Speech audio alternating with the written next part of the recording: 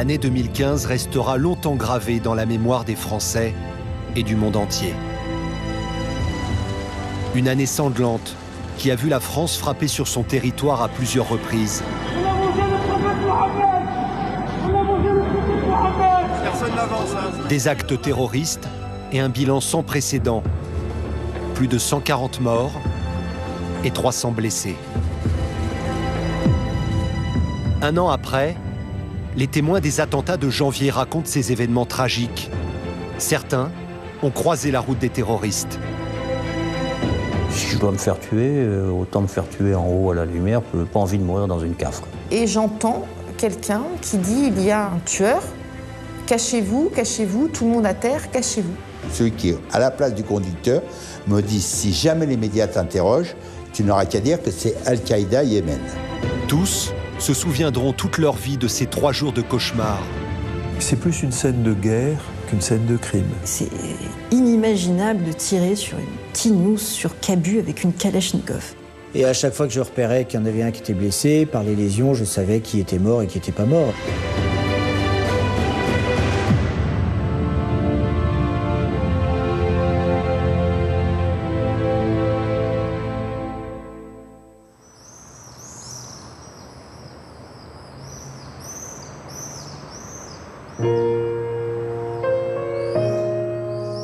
Ce matin-là, finalement, c'est un matin comme les autres. C'est le matin où tu fais les choses habituelles de tous les matins.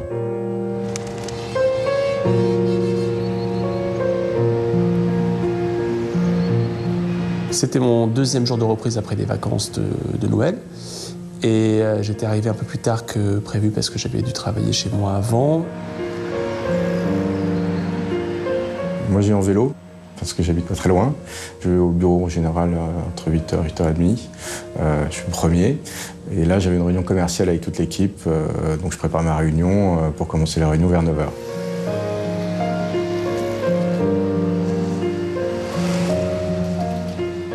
On répète une comédie. Un spectacle qui est fait pour faire rire. Donc, Tristan, le metteur en scène, est au fond de la salle. Et on commence à jouer la pièce.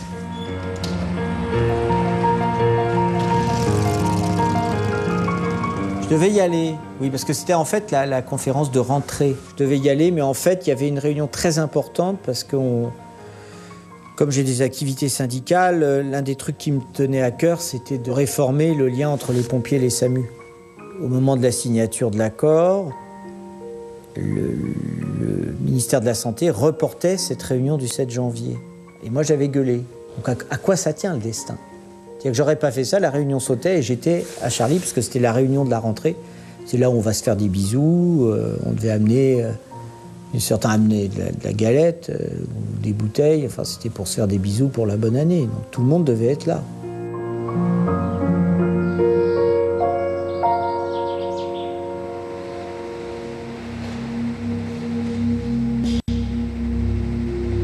On est en pleine réunion commerciale et tout se déroule normalement. Et tout d'un coup, j'entends comme des bruits de pétards. Ce qu'on a identifié comme des bruits de pétards, c'est un bâtiment dans lequel travaillent plusieurs artisans. Donc on a souvent des bruits assez lourds, de métal, de machines. Ensuite, quelqu'un crie qu'il y a des hommes armés, cagoulés dans le bâtiment. Et on se dit, tiens, il y a quelque chose qui se passe là quand même. Ça commence à interpeller sérieusement. Puis ça s'arrête. Derrière ces fenêtres, une fusillade vient d'avoir lieu. Elle a duré 4 minutes. Et il y a les flics qui sont là en bas. À gauche, à gauche! À gauche! Réfugiés sur le toit du bâtiment, des journalistes voisins tentent de prévenir une patrouille de police de la sortie des 2 assaillants. À gauche! Là, là, là! Ils sortent là, ils sortent. Chut, ils sont là. Regardez.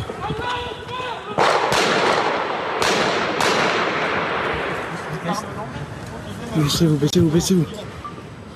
De l'autre côté de la rue, un autre voisin filme la scène.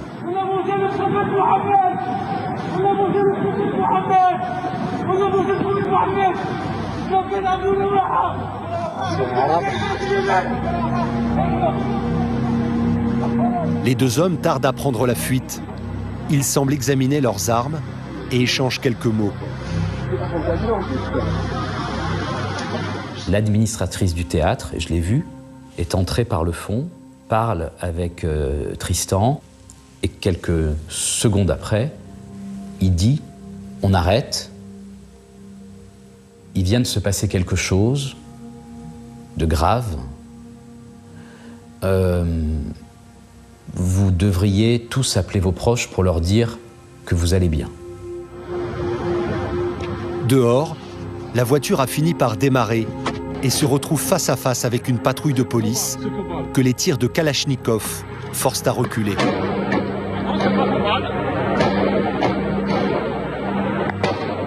C'est Jean-Luc, le graphiste, qui m'appelle, il est encore sous sa table, et il m'appelle en me disant « Patrick, il faut que tu viennes vite, on nous a attaqués, ils ont tiré sur tout le monde. » Quand vous avez quelqu'un qui vous appelle en disant « Ils viennent de tous être abattus », je lui demande confirmation, et puis comme je suis entouré de pompiers, j'interromps la réunion, et je leur dis « Écoutez, il vient d'y avoir un attentat à Charlie Hebdo ».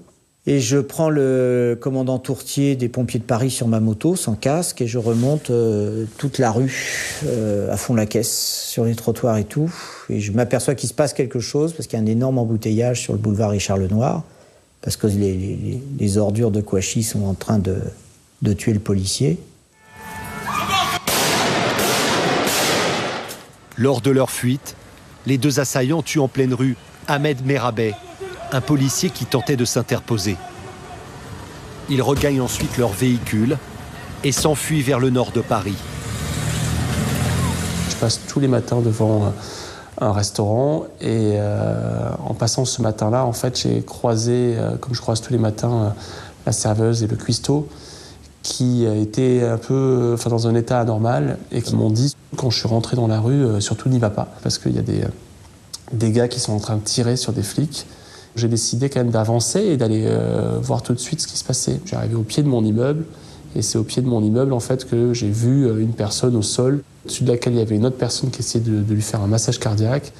Et exactement à ce moment-là, quand je commençais à poser mon sac pour aller essayer d'aider, j'ai entendu derrière moi arriver Patrick Pelou et on est montés tous les deux à l'étage, les marches 2 par 2, quoi. J'ai dû arriver 7 minutes après les tirs, quelque chose comme ça. Quand la porte s'est ouverte, il y a un nuage de fumée qui est sorti immédiatement. On a vu un premier corps au sol, puis un deuxième corps, et puis après, très vite, d'un coup de regard, j'ai vu beaucoup de personnes couchées au sol dans la rédaction de Charlie.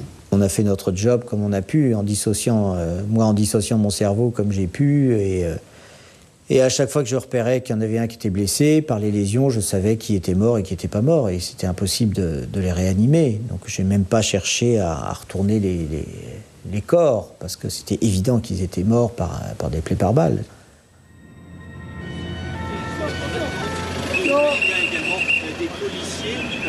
J'entends un appel avec un déclenchement de ce qu'on appelle un plan rouge, qui est un plan exceptionnel quand il y a un afflux de victimes, c'est-à-dire quand les équipes de pompiers sont débordées.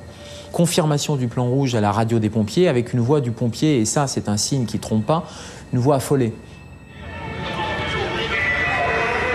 Pompiers, urgentistes et secours bénévoles envahissent en quelques minutes la rue Nicolas Appert. Le quartier est entièrement bouclé. J'ai aucune idée ce dont il s'agit, il y a beaucoup de policiers. J'arrive au pied d'un bâtiment, et là en rentrant sur la gauche, il y a déjà un premier blessé, qui est tout de suite dans la loge du concierge. Et là, j'entends une voix de quelqu'un qui dit « Sauvez-le, sauvez-le », et je comprends après que c'était son camarade, que c'était son collègue de travail, qui lui dit « Ça fait pas longtemps », et qui nous entend discuter, qui nous entend dire « Il est mort ». La première victime du 7 janvier était un agent de maintenance qui travaillait dans le hall. C'était son premier jour de mission dans ce bâtiment. Et là, je croise un collègue et il me dit « Gérald, il y en a d'autres ». Et une espèce de sidération, c'est-à-dire que les collègues urgentistes me font une transmission professionnelle, les décédés, ils me disent « Il n'y a plus rien à faire ». Maintenant, on se polarise sur ceux sur lesquels il y a encore quelque chose à faire. Ouais, surtout, ce que j'ai essayé de faire, c'était de parler et dire que tout allait bien, quoi, d'essayer de rassurer, parce que c'était un peu le moment où sans doute pour ces victimes-là, le moment où elles émergeaient à nouveau, quoi. C'est-à-dire que c'était... on a commencé à prendre conscience de ce qui s'était passé, quoi. La rédaction du journal satirique Charlie Hebdo a été décimée en quelques minutes. Il y a aussi 11 blessés, dont 4 sont entre la vie et la mort.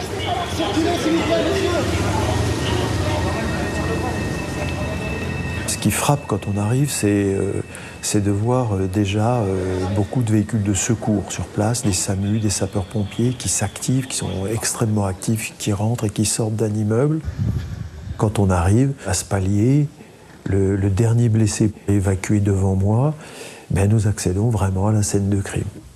C'est plus une scène de guerre qu'une scène de crime. Il y a des corps, il y a des impacts de balles, il y a des épanchements sanguins partout. C'est très impressionnant. C'est pas tous les jours dans votre carrière de policier que vous voyez des scènes comme ça.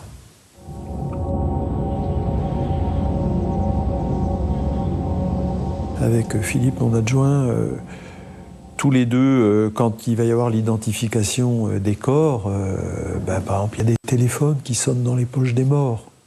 Et c'est un moment très, très dramatique, très, très humain, très fort, parce que on se doute bien que c'est des gens qui sont en train d'appeler les victimes pour savoir s'ils sont vivants ou pas, savoir qu'est-ce qui s'est passé. Pour la police, le travail d'identification des victimes ne fait que commencer. Mais des noms circulent déjà. Sans nouvelles, famille, amis et membres de Charlie Hebdo arrivent rue Nicolas Appert. Le petit théâtre de la Comédie Bastille, juste en face, est transformé en cellule d'accueil improvisée. Et on commence à voir des gens qui arrivent. Quelqu'un dit il faut leur faire des boissons chaudes parce que manifestement ils sont choqués.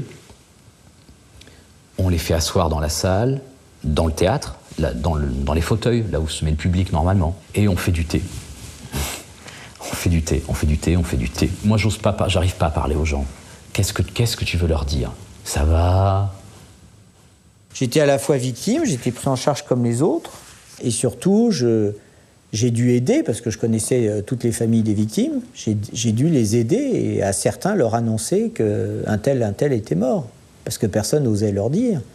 Parce que d'un coup, notamment la liste des victimes, l'identité judiciaire qui essayait de savoir qui était vraiment mort et tout, ne voulait dire qui était mort qu'au dernier moment. Vous commencez à regarder les visages de ceux qui sont là et de ceux qui ne sont pas là. Mais vous ne réalisez pas tout de suite, parce que vous pouvez vous dire, vous avez tout un tas de défenses, vous vous dites peut-être qu'ils n'étaient pas à la conférence de rédaction aujourd'hui. Il y a Patrick qui arrive, Pelou, qui lui, il a la liste. Et donc il commence à nous donner les noms.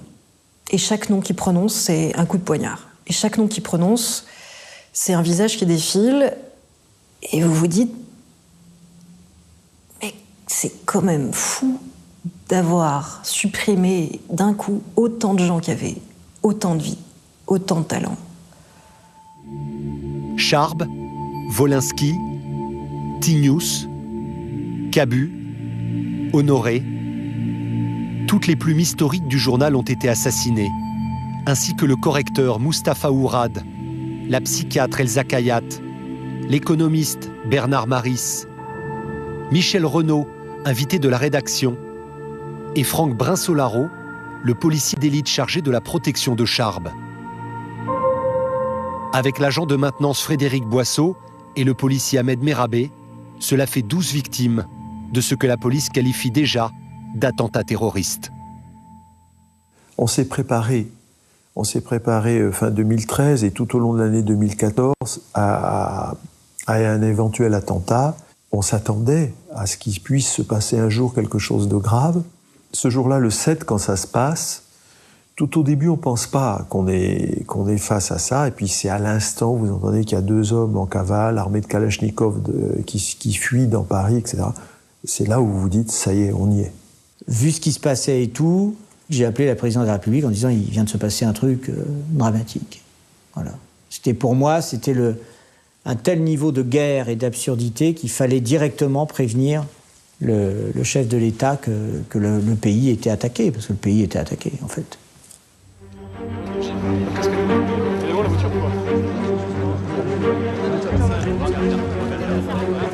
Une heure après le drame, les 2 tueurs ont disparu des radars.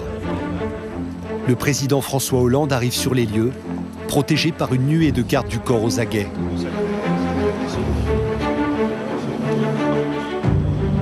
Quelques minutes plus tard, il prend la parole devant les caméras du monde entier. C'est un attentat terroriste, ça ne fait pas de doute.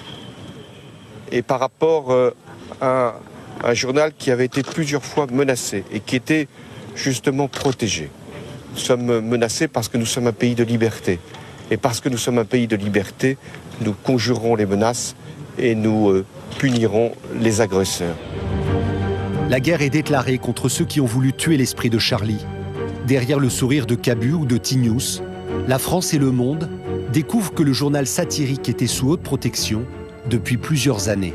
Il y avait une voiture de police qui était souvent stationnée en bas de l'immeuble de Charlie. On savait qu'ils étaient sous le coup de menace. On savait que cette menace planait, pesait, et que voilà. Et souvent d'ailleurs, on en rigolait en disant tiens, un jour, tout va sauter ici.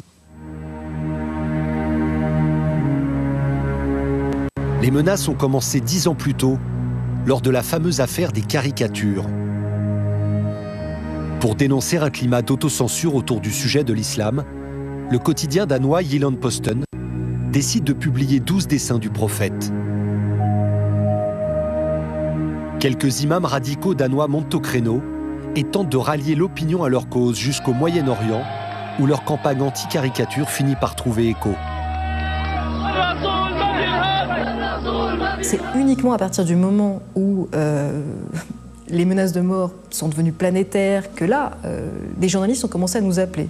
Moi, je reçois un coup de fil d'une radio qui me dit, voilà, il y a des ambassades qui brûlent, il y a des menaces de mort, que va faire Charlie Hebdo ? Le Jyllands-Posten et le chef du gouvernement danois sont contraints de présenter leurs excuses. Mais trop tard, plus de 140 journaux dans 56 pays décident de publier les dessins. Parmi eux, le quotidien France Soir. On apprend à la radio, juste quelques heures avant la conférence de rédaction, que le directeur de France Soir, son rédacteur en chef, a été limogé sur ordre du grand patron franco-égyptien de France Soir parce qu'il a osé montrer les dessins danois au cœur d'une polémique mondiale. On est stupéfait. La rédaction de Charlie décide à son tour de publier les dessins en soutien au rédacteur en chef de France Soir. On savait ce qu'on faisait. On savait ce qu'on faisait. On savait les risques qu'on prenait. La veille de la sortie du journal, 3 associations religieuses musulmanes déposent plainte en urgence pour empêcher sa parution. Alors voilà, les dessinateurs de Charlie Hebdo, vous avez M. Wolinski, M. Charb, M. Luz, M. Honoré. Comment allez-vous ? Le juge se prononce le jour même en faveur du journal, qui sortira le lendemain son numéro spécial dessin danois. Bien, on est content. On est vraiment content parce que c'est même émouvant. Charlie Hebdo obtient gain de cause, mais la polémique est lancée. Les musulmans de France sentent qu'ils sont injuriés, qu'ils sont insultés. Je pense que c'est la liberté de l'ensemble des citoyens de manifester leur colère dans le cadre du respect de la loi de la République, parce que l'injure, l'insulte, personne ne peut l'accepter.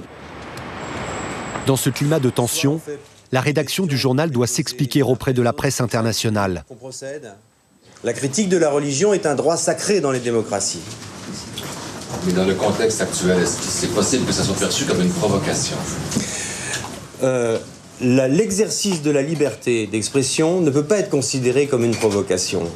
Que la liberté d'expression leur pose un problème, elle pose toujours un problème, la liberté d'expression. Sinon, il n'aurait pas fallu des siècles pour la conquérir. Elle dérange toujours quelqu'un, la liberté d'expression. Le journal satirique se retrouve un peu malgré lui fer de lance d'un combat pour défendre la liberté d'expression. Après emballement, Charlie Hebdo, vente de plus de 500 000, ce qui nous paraissait assez considérable, etc., etc. Mais la suite, c'est 2011, l'incendie du journal. Dans la nuit du 1er au 2 novembre 2011, Les locaux du journal sont incendiés. La veille de la publication d'un numéro spécial Sharia Hebdo, en réaction à l'élection d'un parti islamiste en Tunisie. Mais le journal ne déroge pas à sa ligne. Et en 2013, la tension monte d'un cran. La tête du dessinateur Charb, le directeur de la publication, est mise à prix dans une revue de propagande éditée par l'organisation terroriste Al-Qaïda. Charb commençait à être de plus en plus inquiet. Il avait de plus en plus son pantalon militaire toujours avec lui. Il avait demandé un permis d'armes parce qu'il se sentait vraiment menacé. Oui, il le sentait. Et en plus des menaces, il se sentait de plus en plus isolé.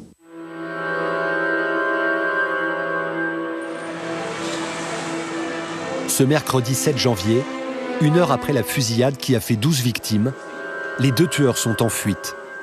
La police est appelée au nord de Paris.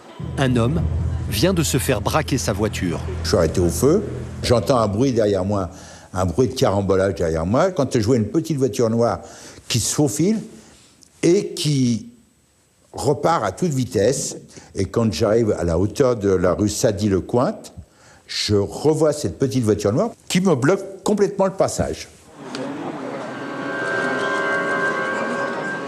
Le gars descend de sa voiture, relativement calmement, tranquillement, sans courir, me braque avec sa Kalachnikov juste devant moi et me dit « Tu descends de ta voiture, on a besoin de ta voiture ». Je descends de mon véhicule, il s'installe au volant.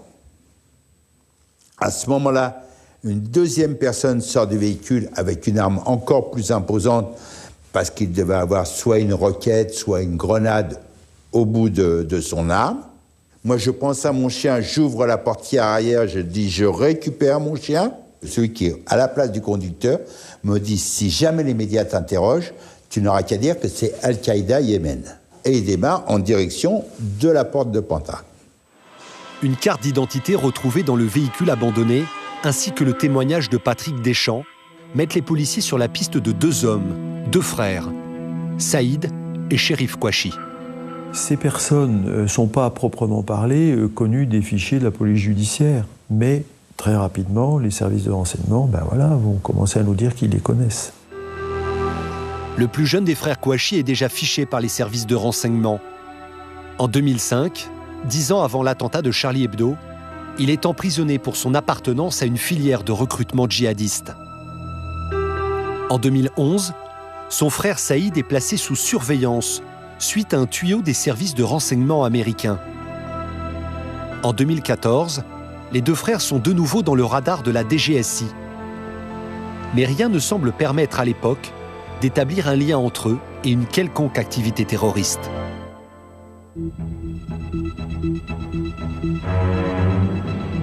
Lorsque la nuit tombe sur le 7 janvier, Saïd et Chérif Kouachi semblent s'être volatilisés. Mais les services de renseignement ont donné plusieurs adresses que les unités d'intervention de la police s'empressent d'investir. Naturellement, la BRI est impliquée dans la suite, en particulier pour investir les lieux où on pense pouvoir les trouver réfugiés.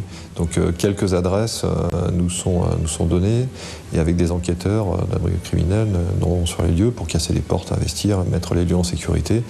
Et malheureusement, on ne les trouve pas tout de suite. Toute la nuit, policiers et gendarmes poursuivent leur enquête. Des dizaines de domiciles sont fouillés. 9 personnes sont placées en garde à vue, mais les frères Kouachi demeurent introuvables. Pendant ce temps, l'onde de choc se propage. Le tweet « Je suis Charlie » envahit le monde en quelques heures. Plus qu'un journal, c'est un symbole qui est attaqué.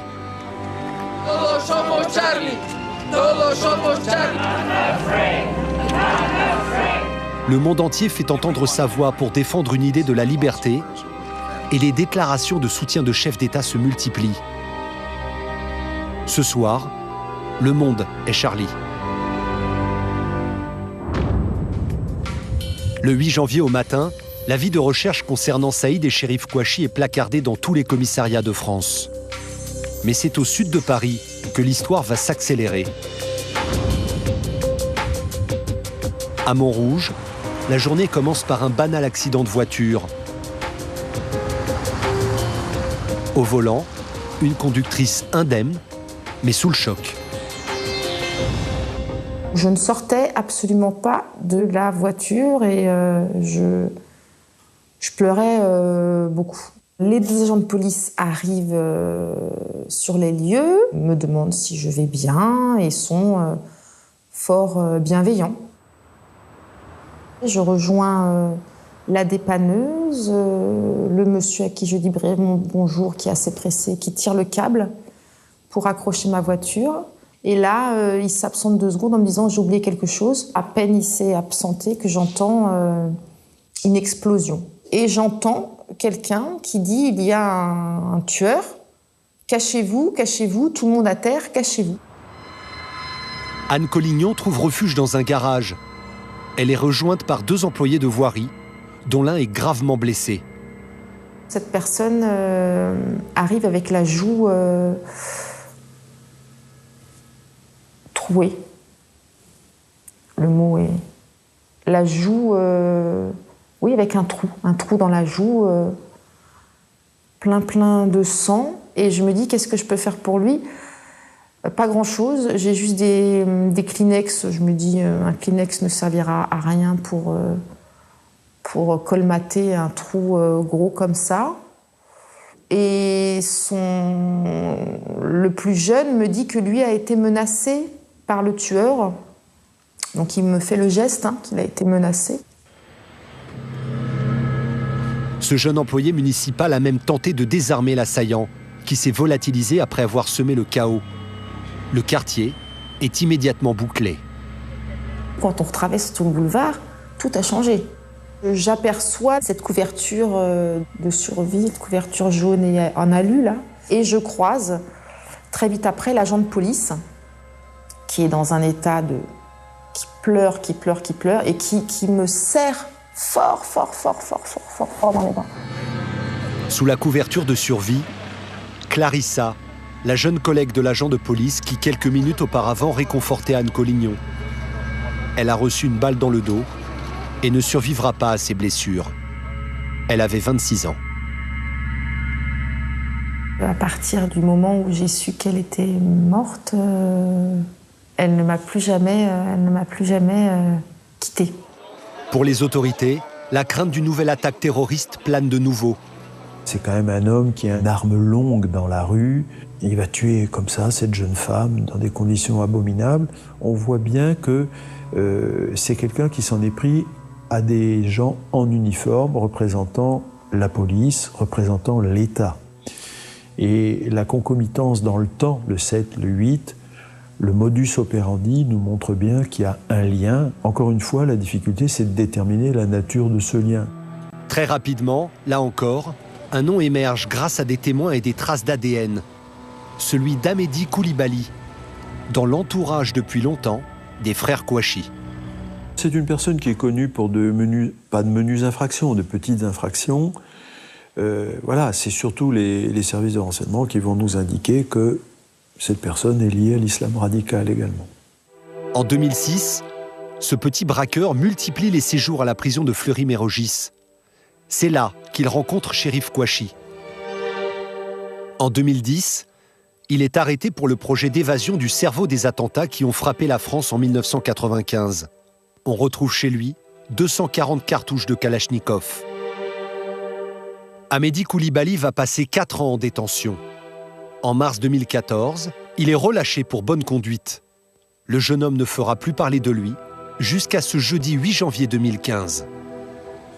La journée commence à peine et la police se lance déjà sur les traces d'un nouveau tueur.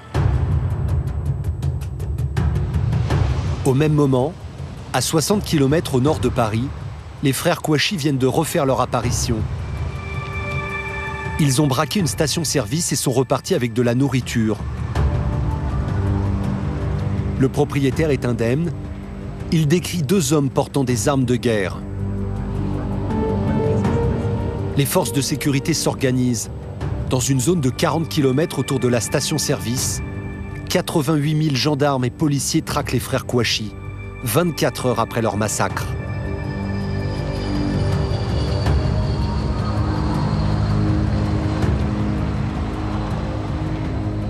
On a la pression du temps. Il faut aller vite pour trouver ces gens qui ont tué et qui vont tuer encore. Donc il faut absolument qu'on les trouve où ils sont et puis vite les arrêter pour prévenir de nouvelles actions où des vies humaines vont encore être sacrifiées.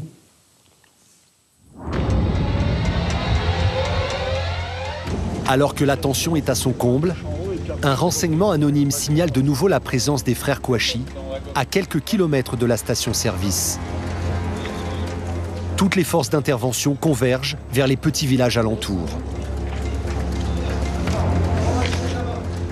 On a la jonction du GIGN qui s'est projetée sur place très rapidement, le RAID qui nous rejoint sur place et les 3 unités se partagent le périmètre de façon à faire une sorte de battue pour essayer de les retrouver. Alors, non seulement dans un bois ou un endroit où on aurait pu trouver la voiture, mais aussi pour voir s'ils n'auraient pas fracturé une maison pour s'y réfugier, quoi. Vous êtes dans la maison, les gars? On va faire des fouilles très poussées. On va même aller fouiller chaque chemin, chaque champ, chaque maison. On va frapper aux portes, on va fouiller les étables, fouiller les hangars, les granges. On maintient volontairement cette pression toute la nuit avec un dispositif notamment d'hélicoptère avec des caméras thermiques pour les forcer à sortir à un moment ou à un autre. Et on espère qu'ils vont sortir le lendemain matin, mais on n'en est pas du tout sûr.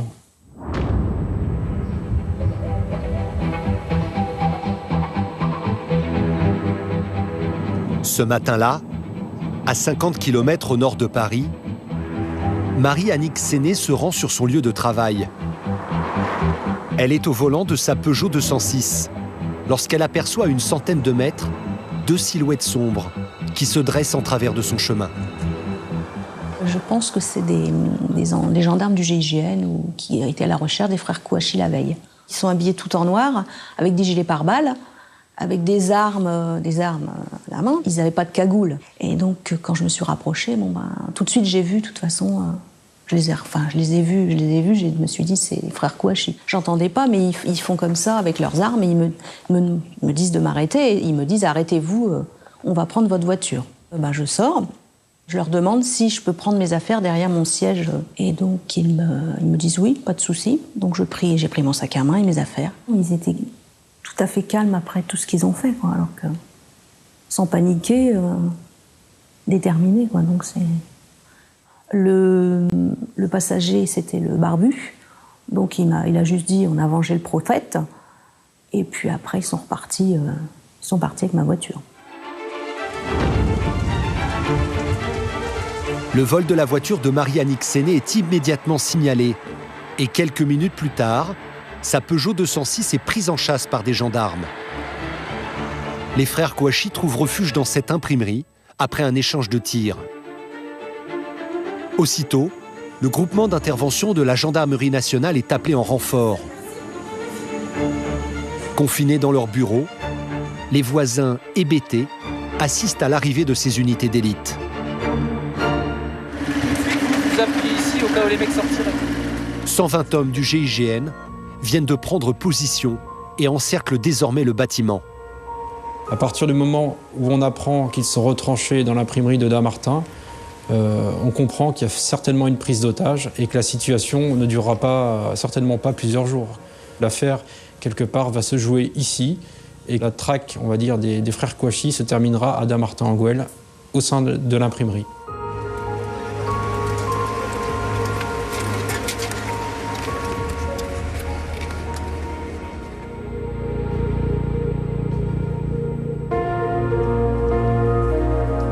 Le gérant de l'imprimerie, Michel Catalano, vient d'être relâché par les frères Kouachi, qui se croient désormais seuls. Mais un jeune graphiste est en fait caché dans l'imprimerie, à quelques mètres seulement des deux hommes. Il est caché sous un évier. Une information délivrée par Michel Catalano, qui va également fournir aux forces de sécurité des renseignements essentiels pour préparer leur assaut. On aura une autre source de renseignement qui viendra de la presse, puisqu'il y aura eu un échange téléphonique pour exprimer les revendications de la part des frères Kouachi. Un échange téléphonique enregistré par le journaliste d'une chaîne d'information en continu. Chérif Kouachi Il revendique également les attentats au nom de Al-Qaïda au Yémen. À partir du moment où les frères Kouachi se sont exprimés auprès d'un canal journalistique pour exprimer leurs revendications, clairement, nous, ça nous a fermé une porte. Ça nous a complètement fermé une porte et ça nous a pénalisés. À Dampmartin en Gouelle, au nord de Paris, le téléphone de l'imprimerie ne répond plus. La communication avec les frères Kouachi est coupée. Alors que le siège s'installe, à Paris, une nouvelle attaque se prépare.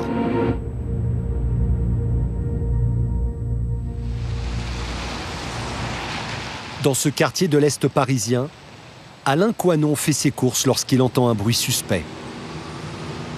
On entend brusquement un claquement à l'entrée.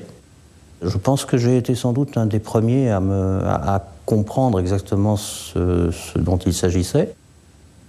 Parce que dans ma carrière, j'ai eu à m'occuper de destruction d'armes de guerre, et donc je connais bien ces armes. Et j'ai reconnu le claquement d'un Kalachnikov. Mais très vite, tout le monde a compris que c'était du sérieux, et donc tous ceux qui étaient dans le fond du magasin avec moi se sont rués vers un escalier en colimaçon qui menait à la cave. Et là, il y avait 2 chambres froides. On s'est répartis entre les 2 chambres froides. Et donc moi, je me suis retrouvé dans une chambre froide avec 5 ou 6 personnes, dont une femme et un bébé. La rumeur d'une fusillade se répand et le nom d'Amédi Koulibaly surgit rapidement. Les forces d'intervention de la police sont déployées. Quand on arrive à Vincennes, tout est bouclé. Tout est bouclé, le périphérique est fermé. Les voitures passent plus sous le pont qui enjambe le périphérique et qui donne sur le cours de Vincennes où se trouve l'hypercachère. C'était là un peu la panique. Et malgré le blindé et les 2 tons gyrophares, sur l'approche de la porte de Vincennes, c'était plus possible d'avancer. Et donc je décide de faire descendre tous les fonctionnaires à pied et de finir à pied. Et donc on a des scènes un peu surréalistes de fonctionnaires habillés tout en noir avec des équipements lourds marcher sur le périphérique pour aller se mettre en position près d'hypercachère.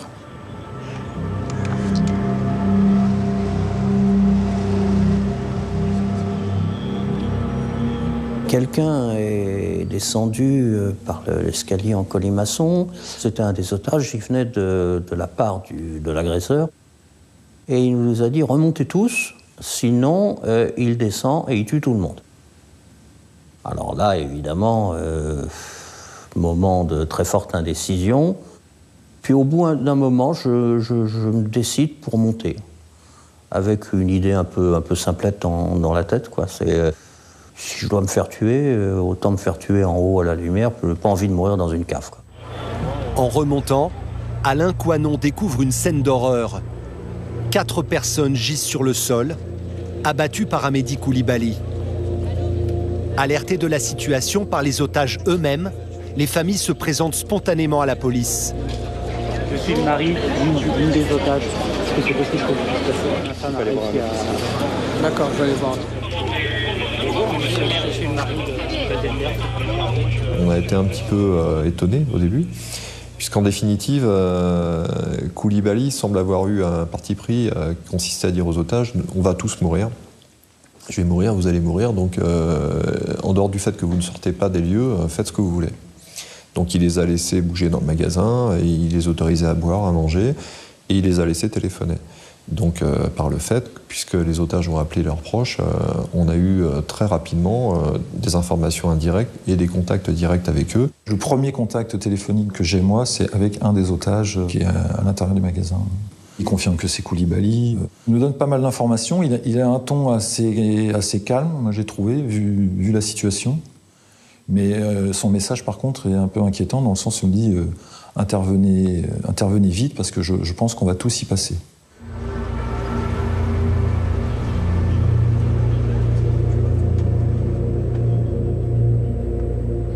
Il allait souvent dans le fond du magasin, c'est-à-dire un endroit où on ne pouvait pas le voir, soit pour téléphoner. Et à un moment, il nous a dit je vais faire la prière. Il n'était pas agressif du tout. Il était même plutôt gentil. Enfin, mangez, allez, si vous avez faim, buvez, mangez. On était dans un magasin d'alimentation, c'était pas difficile. Plus de 2 heures passent, puis Amédi Koulibaly rappelle enfin le négociateur. Je lui demande si on peut faire quelque chose pour les blessés. Il me dit qu'il n'y a pas de blessés, mais qu'il y a des morts, 4 morts. Il est très froid, très déterminé. Dès le départ, on a compris que la reddition, il n'y en aurait pas. Donc après, on va essayer d'obtenir des libérations d'otages. Le reporting qui m'est fait, en tous les cas à moi, me laisse à penser qu'il n'y a pas de négociation vraiment et que la personne qui est enfermée là n'entend rien négocier avec personne. Voilà, elle est dans une spirale sans retour. Toutes les équipes de la police travaillent à présent main dans la main sur un plan d'intervention plus élaboré. Il y a différents scénarios, schémas qui sont dessinés pour savoir qu'est-ce qu'on pourrait faire. Et un de ces schémas, c'est celui qui sera retenu, consiste à attaquer en 2 endroits quasi simultanément, par la porte latérale, et une attaque frontale après que les vitrines et la porte automatique aient été forcées, cassées. Mais évidemment, il faut se décider à dire « c'est l'assaut ». Je suis en attente de la réponse. Et le destin va activer les choses, puisqu'à cet instant, les frères Kouachi décident de sortir de leur entrepôt industriel, de leur imprimerie, et ouvrent le feu sur les collègues de la gendarmerie. L'assaut a lieu à Danemartin.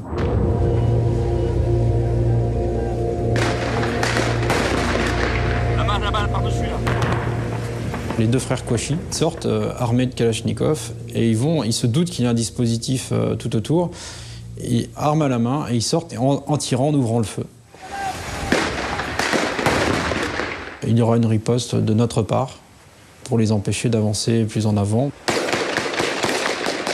Et donc ils sont dans une telle détermination qu'ils continuent à avancer jusqu'au bout. Un coup de feu ne suffit pas. Derrière ces haies, Saïd et Chérif Kouachi continuent à avancer en tirant sur les hommes du GIGN. L'échange de coups de feu dure quelques dizaines de secondes avant que les 2 frères ne s'écroulent. Le jeune graphiste, caché depuis plusieurs heures dans un placard, est enfin libéré. Mais à Vincennes, la vie de 26 personnes est encore en jeu malgré la mort des frères Kouachi. Le preneur d'otages à Paris, lui, avait dit que s'il arrivait quelque chose à ceux-là, il tuerait ses otages. Donc, si vous voulez, l'assaut ayant lieu là-haut, évidemment, l'autorisation d'assaut tombe.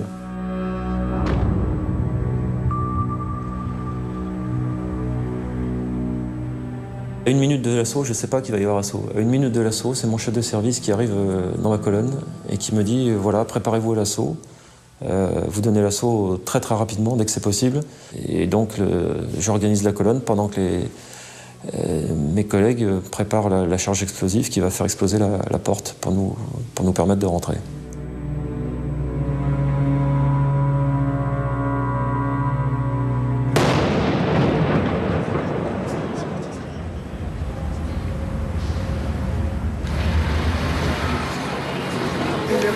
Rentrez chez vous!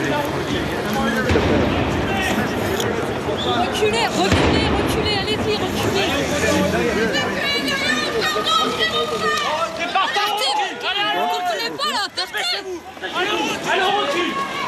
Reculez, allez! On recule!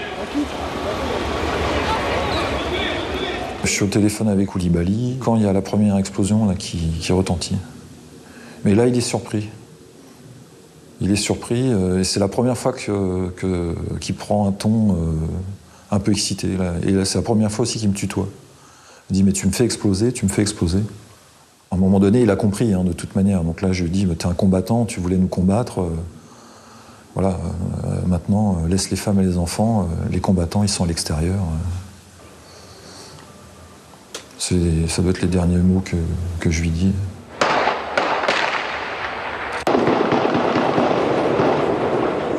Lorsqu'on cherche à rentrer, tout de suite on est pris sous un tir nourri de Koulibaly. Donc on sait qu'il faut qu'on entre. On pense à surtout aller très très vite pour protéger les otages. Koulibaly vient vers nous, nous engage directement. Il est engagé aussi, donc il recule. Pendant ce tour-là, le raid, comme c'était prévu, fait diversion. Il s'approche pour lever le rideau dans l'idée de faire sortir les otages. Cette fois-ci, il y a eu une explosion à l'endroit où je me trouvais, c'est-à-dire sous le rideau de fer qui était juste en face de moi. Et j'ai vu le rideau de fer qui se soulevait légèrement. J'ai vu Koulibaly qui rappliquait en courant. Je l'ai entendu crier « je vais tous les tuer ». On s'est tous jetés par terre. Moi, j'ai mis mon sac sur ma tête. Et puis j'ai vu une dernière chose, le rideau de fer qui se relevait complètement. J'ai vu des policiers qui entraient. Puis alors là, ça a été la pétarade totale.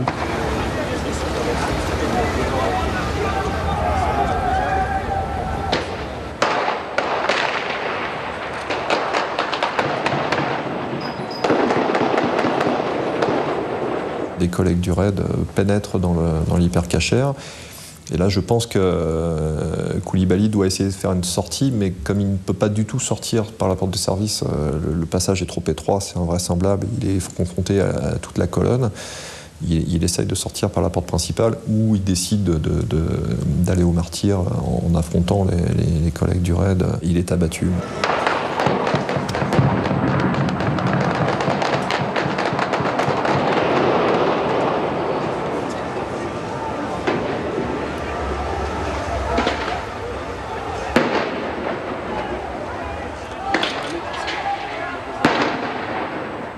La pétarade s'est arrêtée, on a entendu les policiers nous crier « sortez, sortez, sortez ». On s'est tous précipités comme des fous, en se disant peut-être que je vais prendre encore une rafale dans le dos, ou il va y avoir le souffle d'une explosion ou autre. De toute façon, chacun de nous a été couvert immédiatement par un policier qui nous a amenés derrière un camion de la police pour nous protéger, puis c'est là qu'on a attendu que ça s'arrête, quoi. Quand on m'a indiqué qu'aucun otage était blessé, c'est presque surréaliste, vu les échanges de feu qu'il y a eu dans l'hypercachère.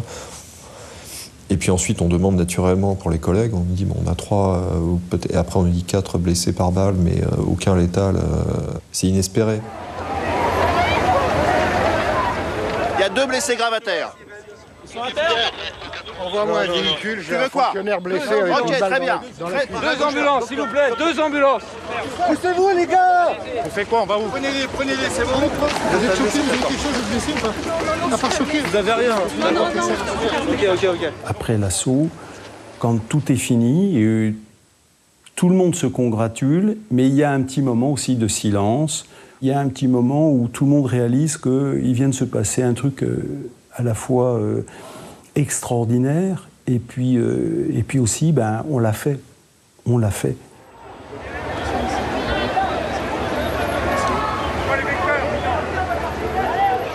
Après, voilà, c'est fini. On se rend compte que c'est fini. On est presque un petit peu hébété. Je me souviens que l'un d'entre nous a dit « Pensez à appeler vos femmes, les gars ». C'est vrai que on était encore peut-être tous un petit peu dans notre bulle, et je pense qu'après les gars ont pris leur téléphone et ont rassuré chez eux, ce qu'ils n'avaient sans doute pas eu le temps de faire avant. Même avant l'assaut, même pendant les 3 jours. Je ne pense pas que beaucoup d'entre nous aient eu le temps de donner beaucoup de nouvelles, en fait.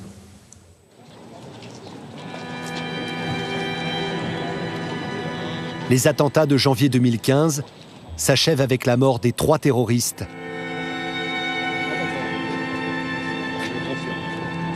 Mais la France pleure 4 nouvelles victimes.